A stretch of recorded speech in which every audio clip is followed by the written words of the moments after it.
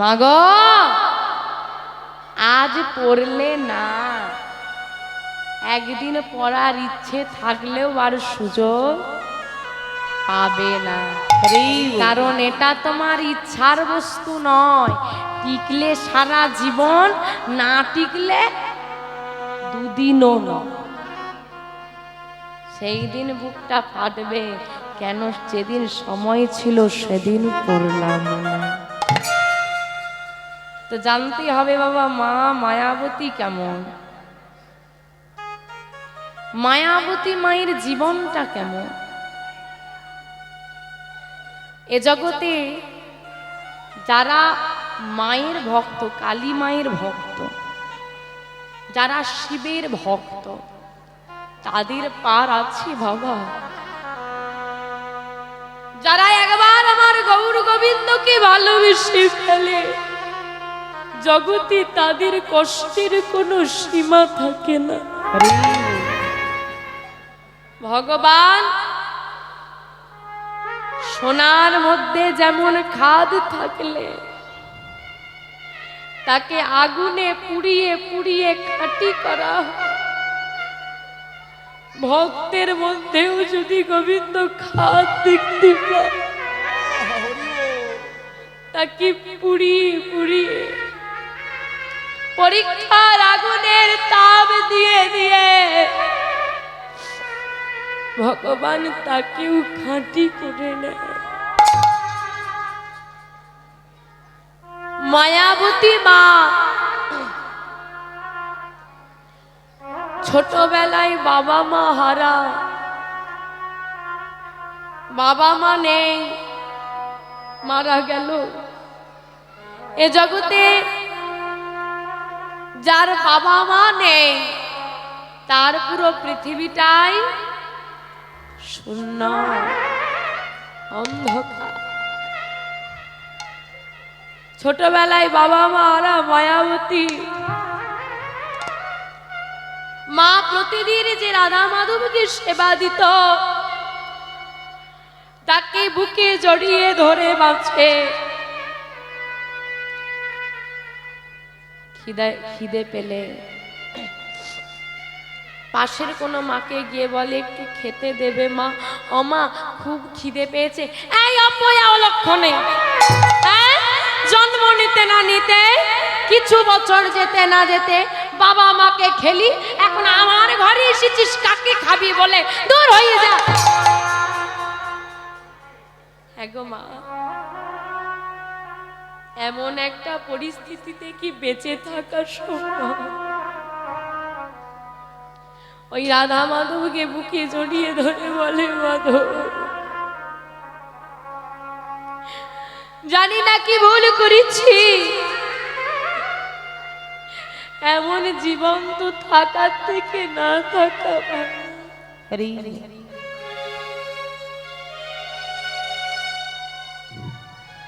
কোনোদিন কোনো মা খেতে দেয়, কোনোদিন কেউ দেয় না। একা ঘরে বৃষ্টি হয়, বজ্রপাত পড়ে, ভয় করে, ওই মাধবকে জড়িয়ে ধরে বসে থাকে আর বলে, ওগো মাধব। যখন মা ছিল ভয় করলে মাকে জড়িয়ে ধরতাম, আজ তো মা নেই, মা তো আমাকে ছেড়ে চলে গেল।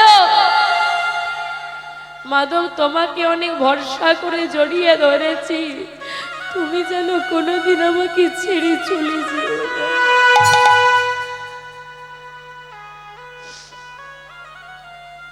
দেখতে দেখতে মায়াবতী একটু বড় হলো।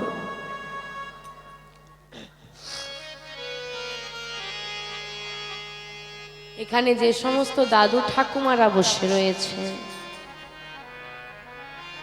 খুব ছোটবেলায় বিয়ে হয়েছে, মায়াবতীরও বিয়ে দেওয়া হলো। যার সঙ্গে বিবাহ হলো দ্বিজ ঘোষ, ভক্ত, সেও গোবিন্দকে বড় ভালোবাসে। বাড়িতে আর্থিক সচ্ছলতা নেই, কিন্তু সুখ আছে। জীবনে টাকাটাই সব নয়। এখন তুমি টাকার পেছনে ছুটছো, ছুটে নাও, যতটা পারবে ছুটে নাও। একদিন বৃদ্ধ বয়সে এসে মনে হবে টাকা সঞ্চয় করে কি করলাম, ছেলে মেয়ের ভালোবাসা পেলাম কই। অর্থ উপার্জনের তাগিদে চলে গেলাম দেশের বাইরে, বৃদ্ধ হলাম, যখন ফিরে এলাম তখন ছেলে মেয়ে তাদের কাজে ব্যস্ত, আমাকে আর দেওয়ার মতো যখন আমার ছিল উচিত তাদেরকে সময় দেওয়ার, তখন তাদেরকে সময় না দিয়ে অর্থকে সময় দিয়েছি।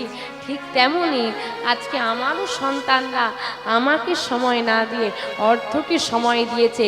হিসেবটা বরাবর থাকবে বাবা, তুমি যেমন দেখাবে তোমাকে তেমনই দেখতে। মায়াবতী মায়ের অভাবের সংসার সুখে কেটে যায়, দেখতে দেখতে দিন যায়, গৌর গোবিন্দ কৃপায় মায়াবতী মা গর্ভবতী হল। আমা আনন্দের খবর না দুঃখের খবর গো? আনন্দ। মায়াবতী, আমি জানি তুমি ছোটবেলা থেকে অনেক কষ্ট করে বড় হয়েছ, তুমি আমার সংসারে এলে তোমাকে একটু সুখ দেব সে সামর্থ্য আমার নেই। হয়তো তোমাকে আমি আর্থিক দিক দিয়ে বলবো না, তুমি যা চাইবে আমি তোমাকে এনে দিতে পারবো। কিন্তু মায়াবতী, একদিন তুমি বাবা মা হারা হয়েছিলে, আজ তুমি মা হতে চলেছ। আমাদের এই ফাঁকা ঘরটা আর ফাঁকা থাকবে না, আমাদের এই ছোট্ট পর্ণকুটির ভরে যাবে আমাদের সন্তানের খেলায়। দেখো মায়াবতী, তোমাকে আমি অর্থের বিনিময়ে হয়তো নামি দামি জিনিস এনে দিতে পারবো না, কিন্তু কথা দিলা তোমার সঙ্গে আমি থাকবো। কি স্বামীরা কথা দিয়েছে তো পাশে থাকবো? আরে বাবা, ওপরে বসে আছে, কদিন পৃথিবীতে থাকবি সেটা ভাব, তারপরে তো পাশে থাকবি। মায়াবতী মায়ের দ্বিজ ঘোষের কথা শুনে খুব মনে আনন্দ হলো। সত্যি আমার দুঃখ হয়তো ঘুচে যাবে, আমি হয়তো আমার দুঃখের দিনগুলো ভুলে যাব। দেখতে দেখতে দিন পেরোচ্ছে, আনন্দের দিন। আর এই সময় দয়াময় বলে বসল, মায়াবতী তুমি আমাকে কতটা ভালোবাসো পরীক্ষা দিতে পারবে? ভগবান বলে রেখেছে, যে করে আমার আশ আমি করি তার সর্বনাশ। তথাপিও যদি সে না ছাড়ে আমার পাশ, আমি হই তার দাসের অনুদান। তুমি যদি আমাকে ভালোবাসতে পারো, ভালোবাসার মতো শত বাধা পেরিয়েও যদি ভালোবাসতে পারো, আমি তোমার দাস হয়ে যাব। দেখতে দেখতে কিছুদিন পার হলো, আর গর্ভবতী হওয়ার কিছু মাস পরে স্বামী দ্বিজ ঘোষ মারা গেলেন। আমা একটু হৃদয় দিয়ে অনুভব করেন, যে মেয়েটা গর্ভবতী, যার বাবা মা নেই, স্বামী নেই, এবার কি হবে? ওই মাধবের কাছে গিয়ে বলে, ওগো মাধব, সবাইকে যখন মেরে দিয়েছ, আমাকেই বা বাঁচিয়ে রেখেছ কেন বলতে পারো? কি অপরাধ করেছি আমি, কি অন্যায় করেছি আমি, বলে না।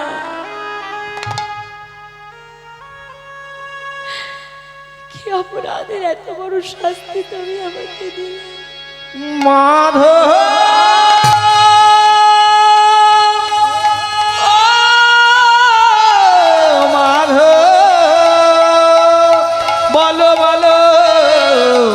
অপরাধ করেছি আমি, বলো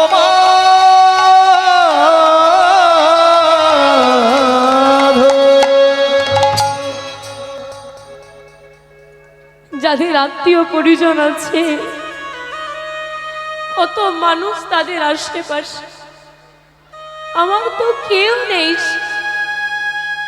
পিতামাতার ভালোবাসা পেতে দিলে না, স্বামীর সংসারে এলাম তাকেও কেড়ে নিলে।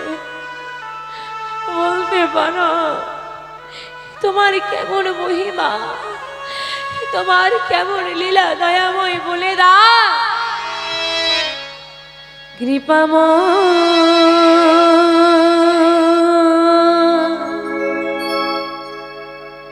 এই কি তোমার লীলা দয়া, এই কি তোমার লীলা কৃপাময়।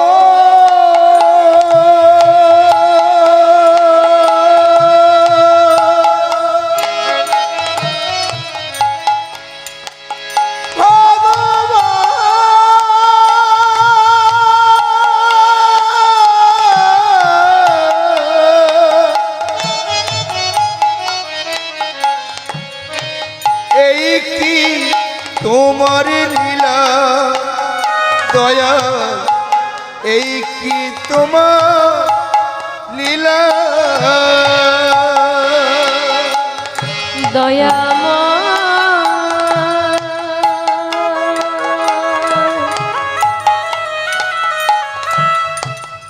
এই কি তোমার লীলা দয়া, এই কি তোমার লীলা কৃপাময়।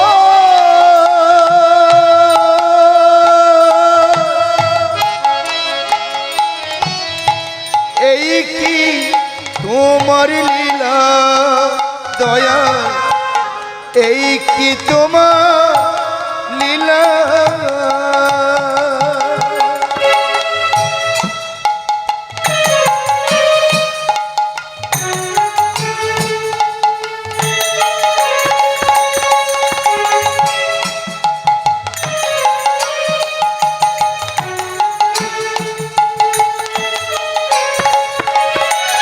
তুমি কারে হাসা কারে কাদা,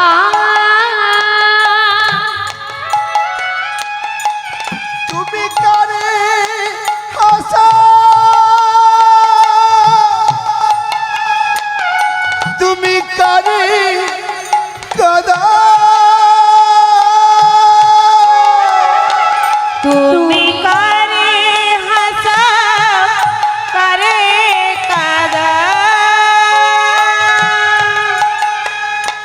তুমি কারে হাসা কারে কাদা,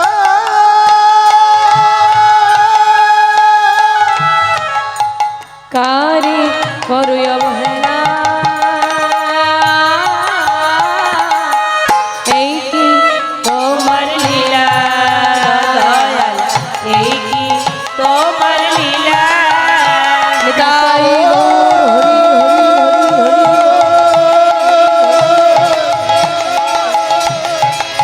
এই কি তোমার লীলা দয়া, এই কি তোমার লীলা কৃপাময়।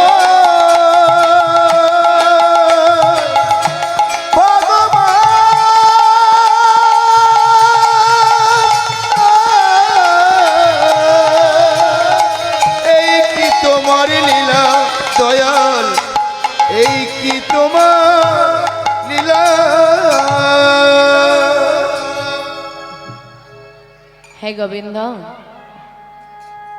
জীবনে কম কষ্ট আমি পাইনি গো, তবুও কোনোদিন তোমার কাছে অভিযোগ নিয়ে আসিনি। আমি আজও তোমার কাছে অভিযোগ নিয়ে আসি, আজও তোমাকে আমি বলবো তুমি আমাকে দুঃখ দাও, কষ্ট দাও, আরো দাও, কিন্তু কষ্ট সহ্য করার মতো ক্ষমতাটাও তুমি দিও। এই তোমার কাছে আমার নিবেদন। কিন্তু আমার গর্ভে যে সন্তান, তাকে আমি রক্ষা করব কি করে? কি করে আমি তাকে এই পৃথিবীর আলো দেখিয়ে সমাজের কাছে নিয়ে যাব? কি করে বড় করে তুলবো তাকে আমি? ভাবছো বসে চলবে কিসে? তুমি ভাববার কে? যার ভাবনা সে ভাববে, তুমি ভাবো শুধু। গাড়ি দুয়ারে যায়, দূর হয়ে যায়। জন্ম নিয়ে মা বাবাকে খেলো, বিবাহ করে স্বামীর সংসারী সময়কে খেলো, তোর মতো অলক্ষণে আর মুখ দেখাও। মা যে ভক্ত হয় তাকে কষ্ট তো একটু পেতে হবে। কোথায় যাব মাধব? তুমি যখন আমার জীবনে বিপদ ডেকে এনেছ, পরীক্ষাটা আমার নয়, পরীক্ষাটা তোমার। সন্তানটা তো আমার নয়, তুমি দিয়েছ, তাই রক্ষা করার দায়িত্ব তোমার।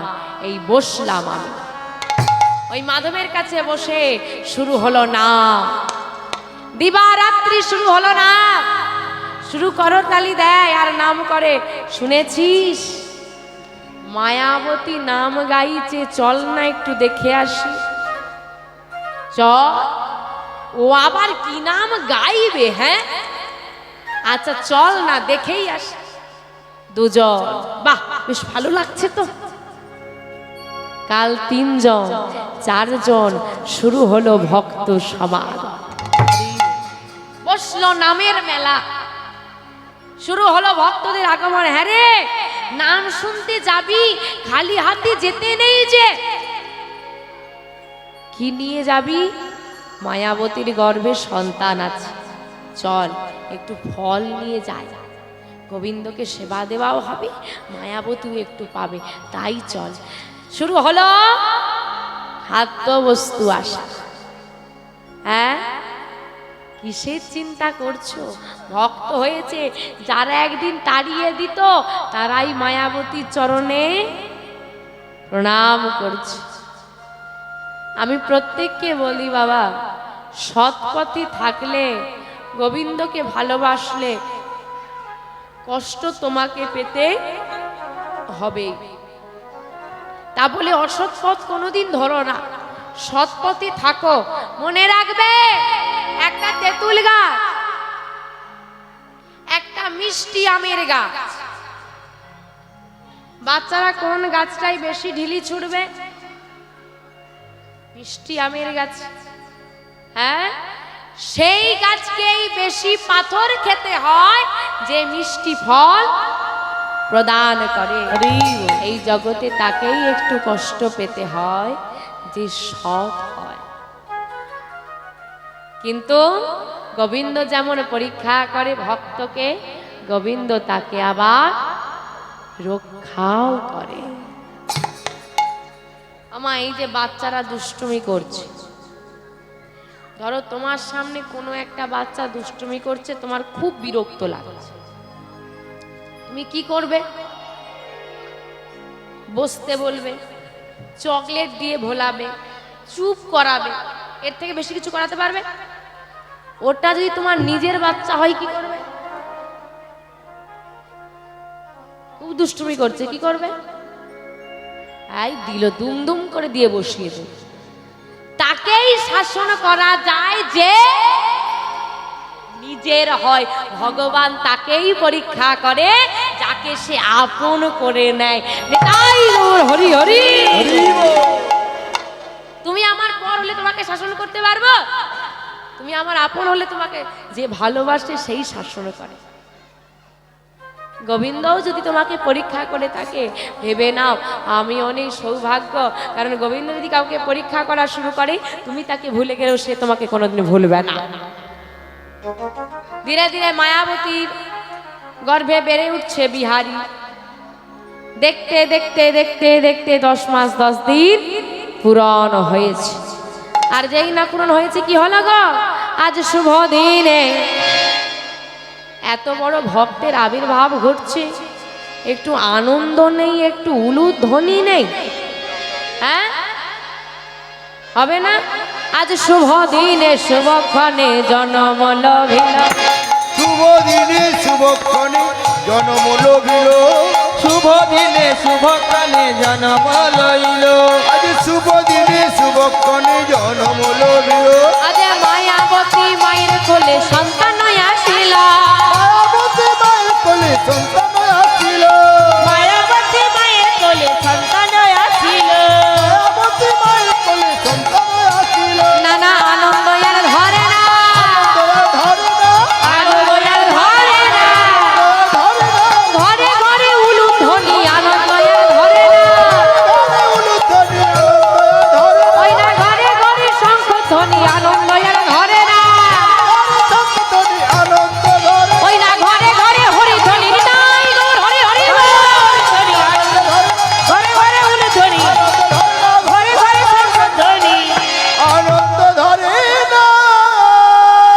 যাই হোক মা, বিহারীর আবির্ভাব ঘটল। আজকে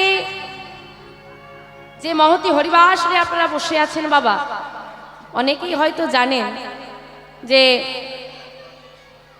গত বছর আমার এখানে আসার কথা ছিল, কিন্তু আমি দুর্ভাগ্যবশত একটি অনিবার্য কারণে আসতে পারিনি। এবং যেদিন প্রোগ্রাম আমি সেদিন সকালে ফোন করেছিলাম যে আমি যেতে পারব, বাবারা বলেছিলেন না আসতে হবে। আমি বাবাদের কাছে করজোরে নিবেদন করেছিলাম যে বাবা যদি আজকের দিনটা আমি পরীক্ষায় বসতে না পারি, আমার পুরো একটা বছর নষ্ট হয়ে যাবে। তো বহু জায়গায় মানুষ অনেক ঝামেলা করে, বুঝতে চায় না ব্যাপারটা, কিন্তু বাবারা এক কথায় রাজি হয়েছিলেন যে ঠিক আছে মা, দেখো প্রোগ্রামটা হয়তো আমরা করে নিতে পারবো, কিন্তু তোমার জীবনটা আগে, তোমার শিক্ষা জগৎটা আগে। বাবারা আমাকে এক কথায় সেদিন কিছু বলেননি। এবং আমি খুব সৌভাগ্যবতী, আমি এটা বলবো, আজকে এখানে আসতে পেরে ওনারা কোনো রাগ অভিমান বা কোনো অভিযোগ ছাড়াই আবারও এবছর আমাকে এখানে দাঁড়ানোর সুযোগ করে দিয়েছে। আমি কমিটির প্রত্যেকটি সদস্যের চরণে জানাই আমার বিনম্র সহস্র কোটি কোটি প্রণাম এবং আমার অনেক কৃতজ্ঞতা। হয়তো বাবাদের এই ঋণ বলা চলে, আমি কোনোদিন হয়তো শোধ করতে পারবো না, কিন্তু আমি আজকে এখানে আসতে পেরে, দাঁড়াতে পেরে খুবই আনন্দিত এবং অনেক কষ্ট করে আজকের এই মহতি হরিবাসনের আয়োজন বাবারা অনেক পরিশ্রম করে, বহুদিনের অক্লান্ত পরিশ্রম, আপনারা হয়তো জানেন আমার থেকে ভালো কিভাবে এই হরিবাসর চলছে। তাই আপনারা যেমন আমাকে আশীর্বাদ করেছেন, তেমনি এই কমিটির সদস্যদের আশীর্বাদ করুন, কারণ ভক্তদের আশীর্বাদেই ভগবান কৃপা বর্ষিত হয়। আশীর্বাদ করুন, সাহায্যের হাত বাড়িয়ে দিন, যে যা পারবেন, যতটুকু পারবেন। বাবা অনেক ভাগ্যের ফলে বৈষ্ণব আসিয়া মেলে, বৈষ্ণব সেবার করো আয়োজন, না দিয়ে বৈষ্ণব সেবা উদ্ধারও পেয়েছে কেবা, দেখো তার সাক্ষী যুধিষ্ঠির রাজা। বৈষ্ণব সেবা না দিয়ে কেউ কিন্তু উদ্ধার পায় না, কিন্তু আমাদের অনেকেরই একার পক্ষে বৈষ্ণব সেবা দেওয়া সম্ভব হয় না। যেখানে বৈষ্ণব সেবা হয়, ভক্ত সমাগম ঘটে, যেখানে নাম চলে, সেখানে যদি আপনি 10 টাকাও প্রদান করেন, এটাই কিন্তু আপনার পরমার্থ সাধন। বলে না, অর্থ পরমার্থের মূল, আবার অর্থ অনর্থেরও মূল। সেটা কিরকম? ধরুন আজকে ব্যবসায় 50 টাকা কি 500 টাকা বেশি রোজগার হয়েছে, হয় এরকম? তো 500 টাকা বেশি রোজগার হয়েছে, কি করব? বাড়িতে একটা শ্রীমদ্ ভাগবত গীতা কিনে নিয়ে যাই, কোথাও মহোৎসব হচ্ছে সেখানে দান করি, কোনো ভক্ত সঙ্গে দিই, এটাই আপনার পরমার্থ সাধন। আর কি বললাম? অর্থ পরমার্থের মূল। আর একটা কি বললাম? কিসের মূল? আরেকটা কি বললাম? অনর্থের মূল। আজকে 500 টাকা বেশি রোজগার হয়েছে, কি হবে? ফোনটা লাগিয়ে দিল, ভাই একটা নিয়ে চলাই, আজকে খরচ আমার দিক। এবার বুঝে নাও কি আনার কথা বলছে। এটাই তোমার অনর্থ সাধু। রোজগার সবাই করে, শ্রীমদ্ ভাগবত গীতা খুলে প্রথম দেখতে পাবে, ধর্মক্ষেত্র কুরুক্ষেত্র সমবেত যদি সব মামকম পাণ্ডবশ্চৈব কিং কুর্বত সঞ্জয়। এই যে ধর্মক্ষেত্র কুরুক্ষেত্র কোথায় আছে? এইখানে। আমাদের এটাই ধর্মক্ষেত্র, এটাই কুরুক্ষেত্র। যেটা তোমার মধ্যে ভালো সেটাই ধর্মক্ষেত্র, যেটা তোমার মধ্যে খারাপ সেটাই কুরুক্ষেত্র। অনেক সৌভাগ্য করে এমন সুন্দর ভক্ত সমাগমে আসা মা, আমার বাবারা ভিক্ষার ঝুলি নিয়ে আপনাদের দাঁড়ে দাঁড়ে যাবে, কেউ ফিরিয়ে দেবেন না। যে যা পাবেন যতটুকু পারবেন সাহায্যের হাত বাড়িয়ে দেবেন। এটা আপনার পারমার্থিক জগতে এটা খরচা হলো না মা, এটা আপনার ওইখানের ব্যাংকে জমা হয়ে গেল। কোনোদিন না কোনোদিন ভগবান দ্বিগুণ করে তোমাকে ফিরিয়ে দেবে। দ্রৌপদী এতটুকু বস্ত্র দিয়ে গোবিন্দের আঙুলটা বেঁধে দিয়েছিল, আর সেই বস্ত্র গোবিন্দ তাকে শত সহস্র বস্ত্র দ্বারা ফিরিয়ে দিয়েছিল।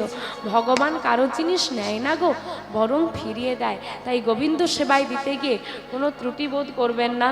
বা আপনাদের কাছে আমার কমিটির বাবারা যাবে, আপনারা সবাই যে যা পারবেন যতটুকু পারবেন দিয়ে সাহায্য করবেন। এবং